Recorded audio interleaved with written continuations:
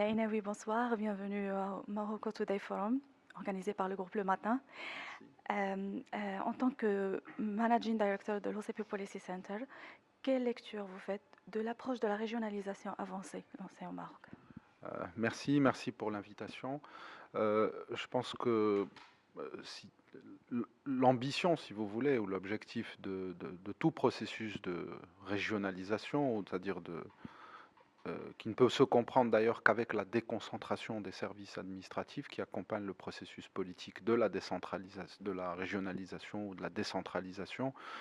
L'objectif ultime, c'est finalement de ramener au plus proche du citoyen euh, les politiques publiques. Donc c'est de répondre aux attentes des citoyens, et notamment en termes d'accès à des services de base dans le domaine de l'éducation, de la santé, des infrastructures, de la formation, etc.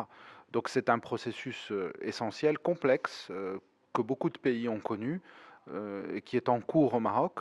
À mon sens, il y a un certain nombre de progrès qui ont été faits, mais la vitesse doit être accélérée. Je crois qu'il y a beaucoup de demandes au niveau de la population pour de l'écoute et de la co-construction de politiques publiques qui répondent à leurs besoins au plus près de là où ils vivent finalement. Et donc il va falloir, si vous voulez, continuer dans cette direction pour permettre de répondre à ces attentes finalement de la population et qui sont ce pourquoi même on fait des politiques publiques. Voilà. À votre avis, quels sont les défis à relever? Qu'est-ce qui fait que justement la vitesse n'est pas donnée? Parce que c'est des choses complexes. D'abord, il y a l'habitude, il y a un gouvernement, des services administratifs rattachés à ces gouvernements qui sont essentiellement, on le sait tous, à Rabat. Ils ont des entités, des représentations dans les régions qui n'ont pas nécessairement le pouvoir de décision. Donc, c'est un jeu habituel à l'intérieur des institutions, donc de rapport de force. Il y a également la question des capacités aussi à faire délivrer, à décliner ces politiques publiques sur le terrain.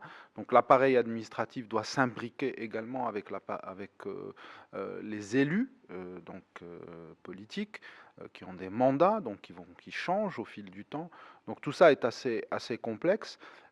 En même temps, me semble-t-il, il y a beaucoup d'espace pour faire des progrès. Il y a un certain nombre de régions qui ont réussi à faire des choses. Mais je reviens à ce que je disais tout à l'heure. Ce qui est fondamental, il ne faut pas oublier que tout ça, c'est le citoyen, c'est les individus dans leur maison, dans un quartier, dans une ville, etc. Et que c'est ça qui doit être l'obsession finalement de ce processus, si vous voulez, de déconcentration. Il ne faut jamais oublier ça. Et quand vous ne l'oubliez pas, finalement, ça peut permettre de dépasser un certain nombre de difficultés. Ça suppose aussi de faire les choses différemment pour tout le monde, pour même nous, à titre individuel, c'est difficile de faire des choses qu'on faisait avant différemment aujourd'hui. Et donc, il y a un processus aussi quelque part d'acclimatation. Les questions de formation sont aussi là indispensables. Et je pense qu'à la fin, fondamentalement, c'est aussi donner des espaces pour permettre une certaine forme d'expression euh, de ces politiques publiques en écoutant les populations, de se produire sur place. C'est là que se feront les innovations. Vous ne pouvez pas avoir un plan que vous déclinez à tous les niveaux, etc. Donc il faut aussi permettre à cette innovation de prendre place au plus proche des citoyens, qui puissent eux-mêmes imaginer, en collaboration avec leurs élus, avec les entités de l'administration, le type de politique publique qu'ils souhaitent pour leur ville, etc. Je crois que c'est un peu ça qu'il faut essayer d'arriver à faire.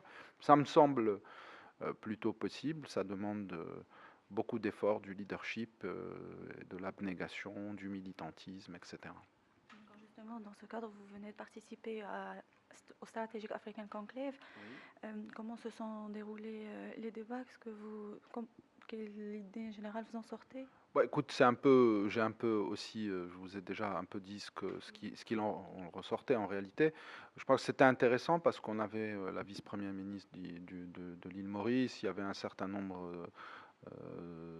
d'élus locaux aussi du Sénégal, du Burundi et quelques présidents de région. Donc ça a été très intéressant parce que de mélanger un peu des praticiens qui au quotidien sont soit des élus, soit soit des administrateurs, si vous voulez, dans les entreprises, dans l'administration, qui sont concernés par ces questions-là. Donc je crois qu'il y a aussi une alliance à faire entre le monde académique, le monde des praticiens, etc. Donc moi, c'est un peu avec cette casquette plutôt académique que j'ai intervenu, et je pense que tout le monde converge vers la nécessité d'aller plus vite, d'être plus efficace, d'être plus à l'écoute, et de décliner ça de manière opérationnelle. Maintenant, il faut le faire. C'est plus facile à dire qu'à faire. Mais il me semble qu'on peut aussi tenter des expériences pilotes là où on essaye de créer ces espaces dont je vous ai parlé. Pas la peine de le faire. Et quand quelque chose marche, en général, les gens le répliquent. Donc c'est peut-être aussi des manières de faire. En tout cas, je voudrais féliciter votre journal le matin pour l'organisation de ces événements qui sont toujours très utiles et enrichissants.